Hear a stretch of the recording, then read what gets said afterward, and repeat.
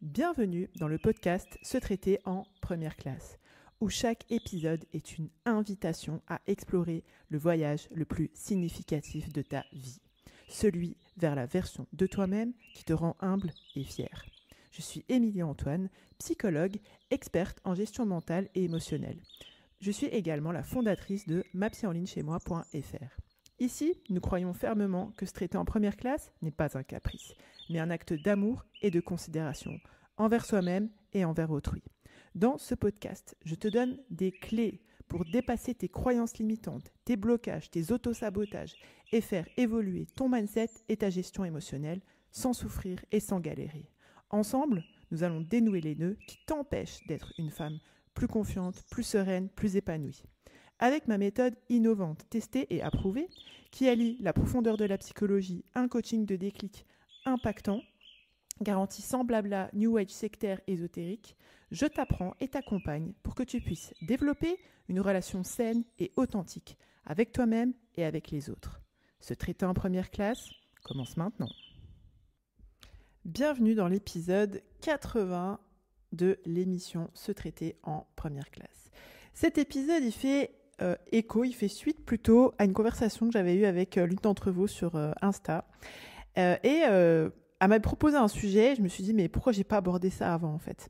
Elle me disait elle m'expliquait en fait, et je la salue ici, je lui fais un petit coucou ici, qu'elle trouvait qu'un sujet sur l'attachement évitant, ça serait hyper intéressant. Elle trouvait qu'on en parlait peu dans la communauté, alors quand elle disait la communauté, elle parlait de la communauté musulmane.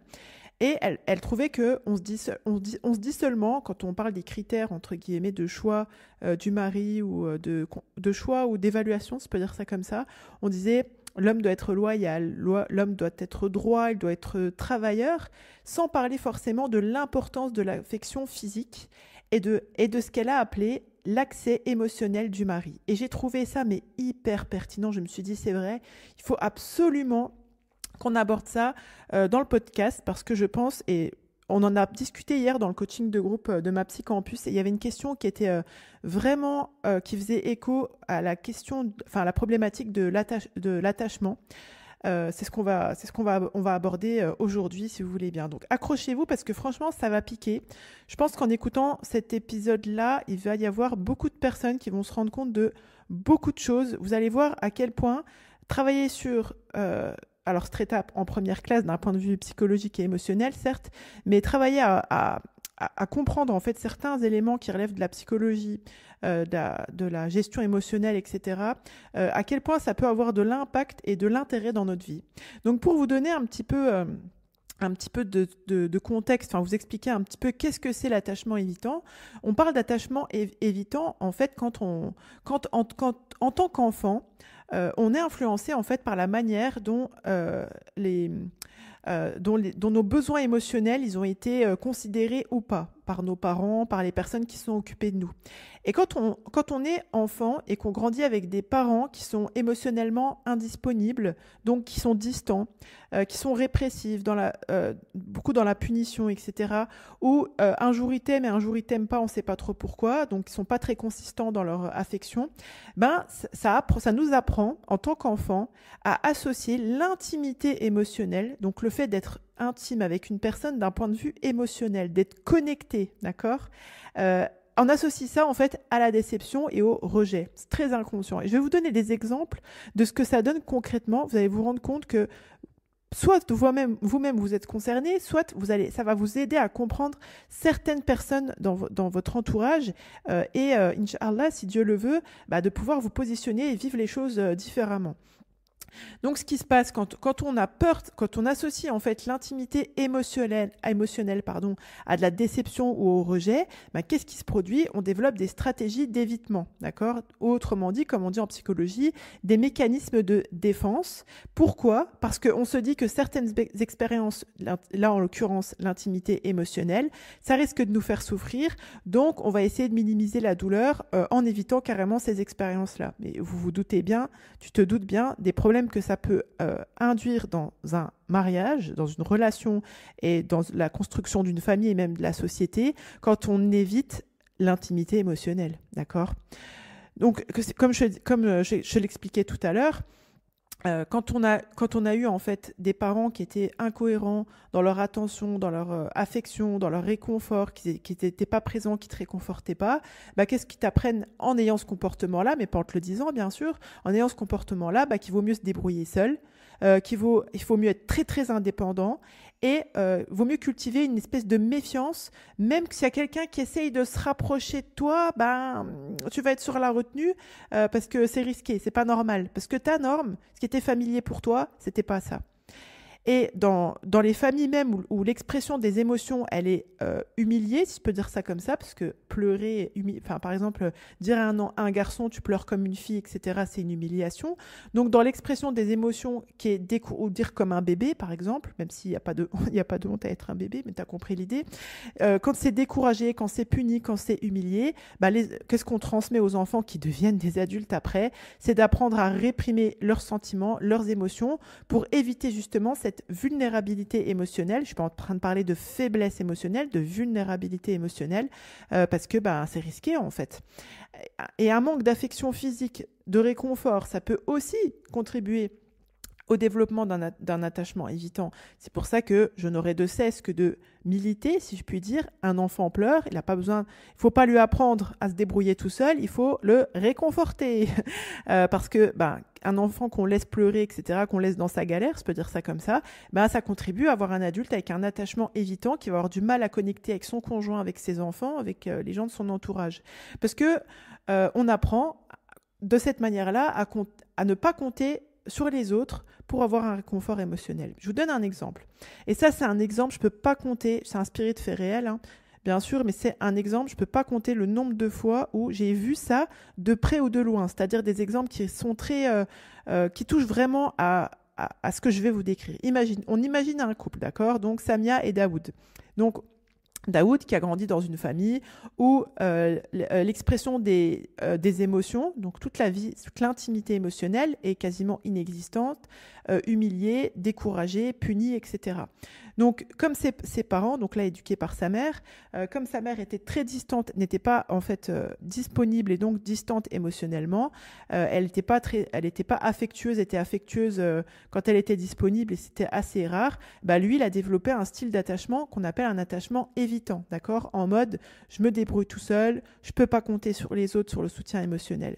Et du coup, qu'est-ce qui se produit? C'est que quand à un moment donné, il a fallu discuter, remettre à jour, si je peux dire ça comme ça, la gestion des finances familiales avec son épouse qu'on appellera ici Samia.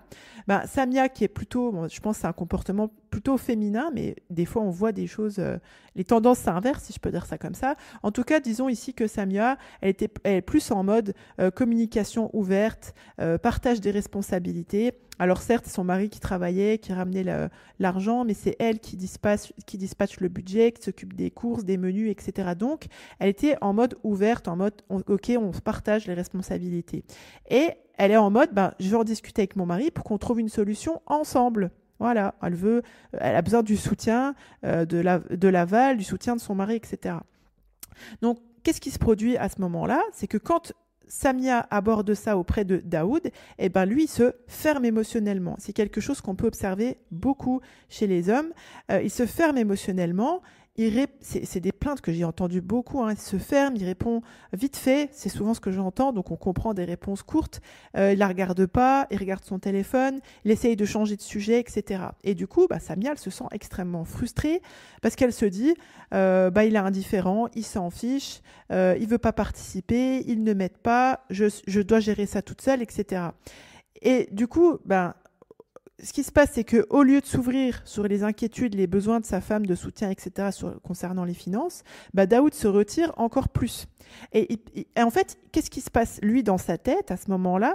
C'est qu'il perçoit ça comme une menace à son indépendance, et les termes qu'on emploie souvent, c'est « elle essaie de me contrôler »,« elle cherche à me contrôler »,« elle veut m'imposer des choses ».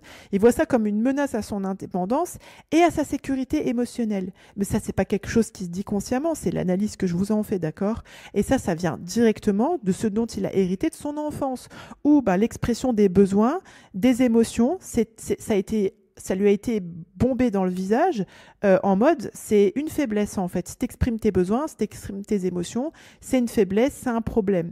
Et du coup, c'est souvent comme ça que dans ce sens-là que je coach ou que j'accompagne, parce que je vois que c'est des problématiques qui sont récurrentes, y compris au sein de ma psychocampus, c'est de se dire, ok, tu le perçois comme ça, on peut comprendre que Samia, elle voit ça comme un désintérêt, euh, euh, comment dirais-je, elle voit ça comme un désintérêt, un abandon, etc.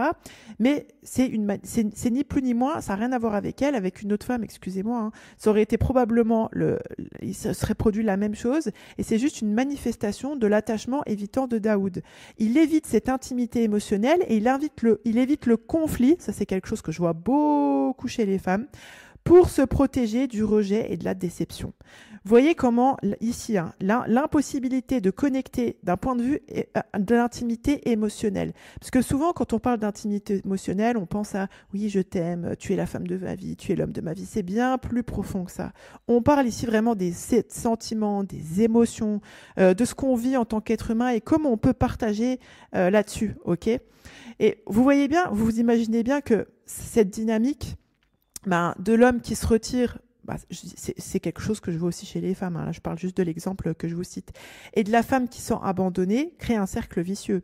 Parce que Samia, quand elle se sent rejetée, incomprise, pendant un moment, ça la pousse à insister encore plus pour communiquer ouvertement, elle rentre dedans, son mari, lui, il le vit comme ça. Du coup, il s'éloigne, il veut se protéger encore plus, il s'éloigne encore plus.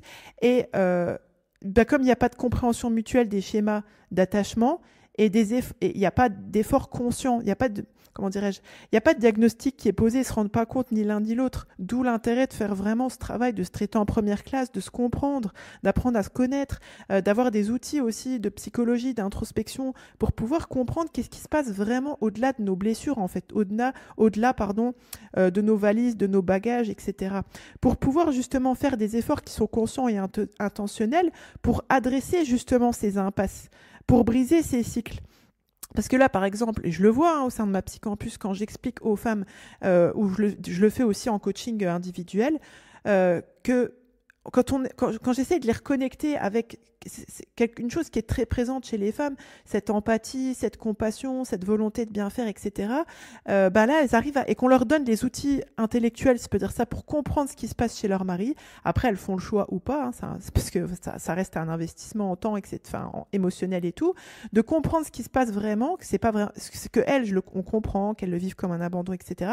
Mais réellement, elles sont face à un mécanisme de défense de la part de leur conjoint. Et quand on a cette compréhension, on peut approcher justement les conflits d'une manière beaucoup plus sensible, beaucoup plus, comment dirais-je, humaine, sensible aux besoins, sensible, comment dirais-je, à l'histoire de l'autre, à l'autre en fait. Et tout en développant aussi des capacités, des compétences pour pouvoir justement accompagner son conjoint ou sa conjointe à voir les choses aussi d'une autre manière, à exprimer des émotions et à exprimer, à se sentir légitime d'exprimer des besoins en fait et d'adresser ça de manière constructive. C'est important de militer vraiment pour un environnement de couple, un environnement familial où la vulnérabilité n'est pas perçue comme une faiblesse en fait, mais où vraiment elle est accueillie, elle est sécurisée, parce que j'en ai fait l'expérience il n'y a pas longtemps. Quand on exprime une vulnérabilité, c'est-à-dire un vécu émotionnel, le réflexe souvent c'est mais non, ne vois pas les choses comme ça, ne prends pas les choses comme ça, ne sois pas affecté, ne sois pas triste, etc. Mais on se rend pas compte en fait, mais quand on a cette posture-là, c'est comme si on dénie la légitimité du vécu de l'autre et ça participe pas de connecter en fait les cœurs. Et quand on connecte avec la vulnérabilité de l'autre, on, plus ou moins consciemment, on met l'autre dans une, comment dirais-je, dans une sécurité qui fait qu'elle va baisser les mécanismes de défense. Et là, on se sent connecté, on se sent engagé dans la relation. Et du coup, cette difficulté qu'une femme, elle peut éprouver, parce qu'il y a ça aussi, c'est que quand ce sont des choses, des dynamiques qui ont eu lieu pendant longtemps, et que c'est une question qui m'avait été adressée aussi dans ma psychocampus hier, souvent, c'est quelque chose, ce sont comment elle m'avait dit, c'est des embrouilles récurrentes depuis longtemps. Et du coup, quand ça fait longtemps et que il y a de comment dirais-je, il y a de l'animosité, si je peux dire ça comme ça, on en veut à l'autre de pas. Et puis ça peut rendre difficile après le fait de refaire preuve ou de faire preuve de compassion ou d'empathie pour son mari, en fait.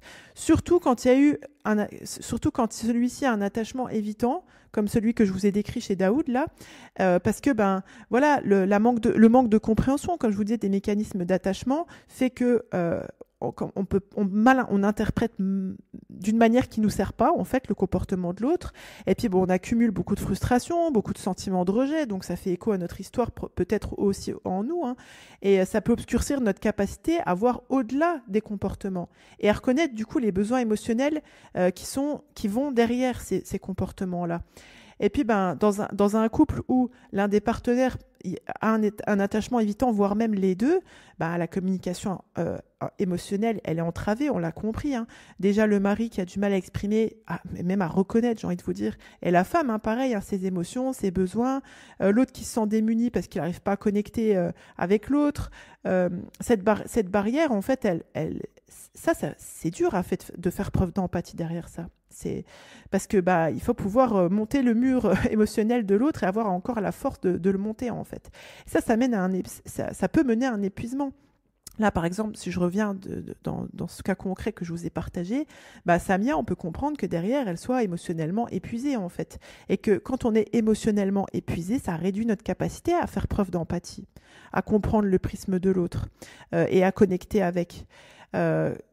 Chaque partenaire, en fait, dans une relation, a des attentes, a des besoins, pas que physiques, en fait, pas que financiers, mais psychologiques et émotionnels aussi.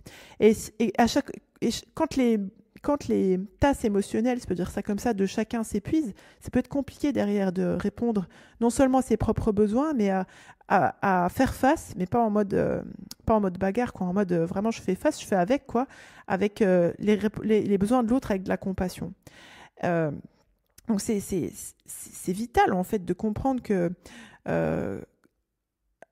d'explorer, en fait, ces dynamiques, de développer des stratégies pour travailler, déjà d'avoir conscience à la base que le lien émotionnel se travaille, se nourrit. Parce que un époux peut éviter des discussions sur des sujets émotionnellement chargés ou se retirer ou changer de sujet. Ça ne veut pas dire qu'il n'aime pas sa femme, ça veut dire qu'il éprouve une difficulté, en fait, de gérer intérieurement le conflit. Une épouse qui insiste sur le fait, une femme qui est en mode je veux être indépendante, mais vraiment de manière excessive, qui va jusqu'à refuser l'aide, le soutien de son partenaire dans des situations où ça pourrait lui être bénéfique, c'est la trace. Parce qu'elle veut, en fait, maintenir une distance émotionnelle, c'est la trace d'un attachement évitant. Un époux qui répond en manière vite fait, détaché, qui est sur son téléphone, comment dirais-je, qui est détaché par rapport quand sa femme lui montre de l'affection, des gestes romantiques, etc., et qui voit ça comme inconfortable, inutile, c'est la preuve d'un attachement évitant. Le fait de rarement, voire jamais, initier des conversations sur ses émotions, sur ses sentiments, sur ses inquiétudes, sur ses besoins émotionnels, le fait de ne pas vouloir partager ses pensées, c'est la preuve d'un attachement évitant. Quelqu'un qui est hyper concentré de manière vraiment, comment dirais-je, sur le pratico-pratique, hein, qui est obnubilé que par les tâches ménagères, les finances, la planification, au détriment des connexions émotionnelles et du temps de qualité avec l'autre, c'est la preuve d'un attachement évitant. Tout ça manque, qu'il y a un manque d'amour, il y a un manque de soin dans la relation, et une difficulté à exprimer ou à concevoir l'affection de manière ouverte et vulnérable. Et une fois qu'on se donne l'opportunité de reconnaître ces schémas-là, après, on peut faire les pas suivants pour une relation plus intime, plus satisfaisante, parce que l'équilibre dans le couple, le bien-être dans la famille, tout ça, ça impacte la société. Il faut se dire un truc, c'est quand on a une vision restrictive du modèle familial, parental, où c'est une vision restrictive, en fait. Je dis pas que c'est pas important, bien sûr, c'est important que l'homme soit loyal, qu'il soit droit, qu'il soit travailleur, mais quand on parle que de ça, et qu'on laisse qu'on donne pas aussi d'importance à l'affection physique, à l'accès émotionnel, comme elle me le disait sur la personne avec qui j'interagissais sur Instagram, on prend le risque d'avoir une santé de couple qui repose sur un équilibre qui repose pas justement sur cet équilibre entre les responsabilités. Il faut un équilibre entre, bien sûr, les responsabilités. Il faut amener aussi l'importance de l'affection physique, de l'engagement émotionnel. Parce que des fois, on voit, il y a beaucoup de couples qui finissent par être que sur les responsabilités et la transaction physique, c'est-à-dire les relations sexuelles. Mais l'affection physique, l'engagement émotionnel a disparu. Parce que si aussi on limite le rôle de l'homme à celui de pourvoyeur, sans considérer son besoin aussi d'exprimer, de recevoir de l'affection, ça va dans les deux sens, hein, ça crée un équilibre qui nuit à l'intimité, à la connexion émotionnelle. Et justement, si on reconnaît, si on valorise l'importance de cette affection physique, du partage émotionnel, là, les couples se donnent l'opportunité de relations qui sont plus profondes, plus satisfaisantes, où les partenaires se sentent plus épanouis, en fait, tout simplement. Et ça profite après aux enfants. Parce qu'un père qui est à l'aise pour montrer son affection, qui communique ouvertement sur ses émotions et qui accepte aussi, qui est en mesure d'accepter, de faire avec aussi les émotions de son enfant, va contribuer à élever des enfants qui vont être beaucoup plus intelligents émotionnellement, beaucoup plus empathiques, beaucoup plus capables de former des relations saines et de gérer efficacement leurs propres émotions. Et ça, forcément, ça contribue. Comment dirais-je, la réforme de la société, je pense, passe par une réforme individuelle. La société dans son ensemble, elle pourrait vraiment bénéficier des rôles, d'attentes en fait plus flexibles. J'ai envie de dire en dépassant des stéréotypes. C'est même pas traditionnel. J'ai pas envie de. Je pense pas que c'est post-colonial, je dirais plutôt que traditionnel, où voilà, on n'est plus en capacité de connecter en fait. On n'est plus en capacité émotionnellement et psychologiquement en capacité de connecter parce que trop dans le trauma. Et parce que quand on a, comment dirais-je, quand on interagit de manière plus authentique, forcément on est plus épanoui. Tout le monde en bénéficie. Et ça, parce qu'il faut se dire que quand on réprime nos émotions, quand on valide, voire même promeut le manque d'échange émotionnel, le manque de connexion, d'affection physique, etc., ça a des conséquences négatives. Je l'ai dit sur les enfants, mais sur notre santé mentale et physique aussi. Comment dirais-je, les hommes et les femmes qui sont incapables de comprendre, d'exprimer leurs émotions, de connecter, d'avoir cette intimité émotionnelle, sont beaucoup plus susceptibles de souffrir de dépression, d'anxiété, de stress, d'agressivité, de violence, etc. L'ouverture émotionnelle, c'est lié, même l'affection physique. Il y a des études qui montrent ça, meilleure santé cardiaque, réduction du stress, espérance de vie qui est beaucoup plus longue. Donc je pense qu'il est vraiment temps, je pense que vous l'avez compris via cet exemple, de vraiment se concentrer sur nous pour pouvoir être en capacité de dépasser, si je peux dire ça comme ça, la connexion, de faire un effort en fait pour revoir nos priorités, pour réinvestir en fait cette intimité émotionnelle, parce que au-delà de se consacrer sur des qualités de loyauté, d'intégrité, de matériel, de tout ce qui est matérialiste, de diligence, etc. Cette réévaluation des valeurs dans le contexte actuel, où souvent tout est réduit à des transactions, à des convenances, et où on néglige totalement tout ce qui est de l'ordre du tissu émotionnel, si je peux dire ça comme ça. Je pense que c'est vraiment urgent de relier les cœurs en fait, et pas seulement, excusez-moi du terme, les corps et les portefeuilles, pour vraiment construire une relation profonde et significative. J'avais pas du tout prévu de parler autant, mais je voudrais terminer en fait sur un verset du Coran. Donc c'est du Coran, c'est une traduction qui est approximative et qui dit, donc c'est un verset que vous pourrez trouver, c'est numéro 21 de la sourate Ar-Rum, les Romains, où Allah subhanahu wa ta'ala, donc Dieu le Très-Haut dit, et parmi ces signes, il a créé de vous pour vous des épouses, pour que vous viviez en tranquillité avec elles, et il a mis entre vous de l'affection et de la miséricorde. Il est en cela des preuves pour des gens qui réfléchissent.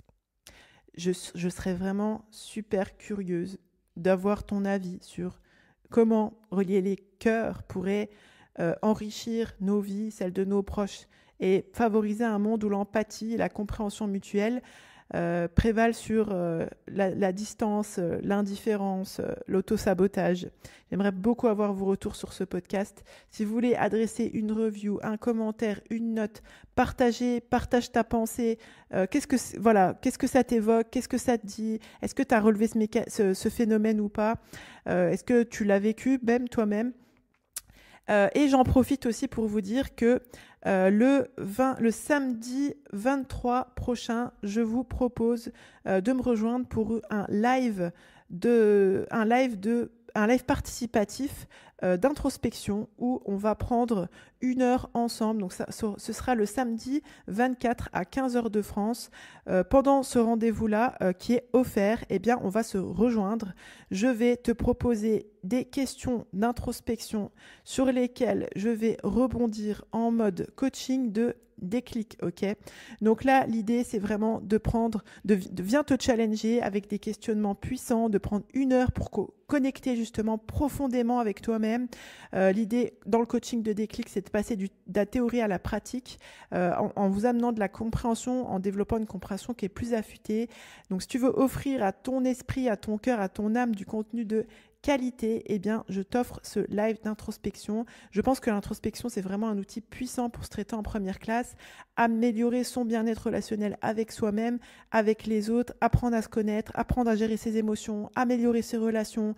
Donc vraiment, je te donne rendez-vous. Ne rate pas cela. Tu peux te rendre sur mapsyenlinchezmoi.fr/introspection pour réserver ta place. Je t'invite vraiment à rejoindre ce live pour une expérience d'introspection unique qui pourrait bien être le début d'un voyage vers toi-même, vers une version de toi, une femme plus confiante, plus sereine, plus épanouie. Prenez bien soin de vous. Pensez bien que vous êtes la première personne à bénéficier du crédit que vous accordez à votre existence. Et je vous dis à bientôt. Bye bye.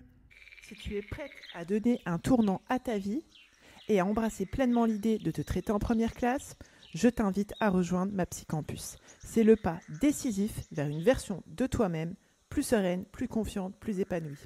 Sur ma Psycampus, tu commenceras par découvrir les fondations de la maîtrise mentale et de la gestion émotionnelle, posant ainsi les bases saines de ton évolution. Ensuite, tu embarqueras sur un voyage transformateur qui te révélera comment accueillir ton unicité et cultiver une paix intérieure face aux défis de la vie. Tu apprendras à forger de la confiance et à vivre en harmonie avec ta nature profonde, tout en affirmant tes convictions, tes valeurs, tes principes avec bien plus d'assurance. Tu recevras les clés pour prendre des décisions judicieuses et structurer ta vie de façon à ce qu'elle reflète fidèlement tes aspirations, tes valeurs et tes principes.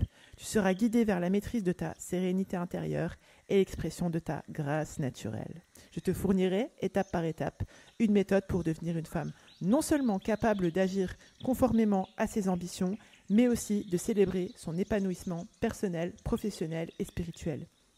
Avec ma méthode alliant la profondeur de la psychologie à un coaching de déclic garanti sans blabla, New Age, sectaire, ésotérique, tu passeras de la théorie à la pratique, te dotant des outils nécessaires pour une évolution tangible. Et c'est sans risque. Si après avoir activement participé et suivi tous les modules, les rendez-vous individuels, les rendez-vous groupés, de coaching, de cercle, en live ou en replay, et planter les graines des exercices proposés, tu ne constates aucune amélioration, nous nous engageons à te rembourser intégralement. Le seul risque que tu prends en nous rejoignant sur ma Psycampus, c'est de te transformer en une version plus épanouie, plus confiante, plus sereine de celle que tu es.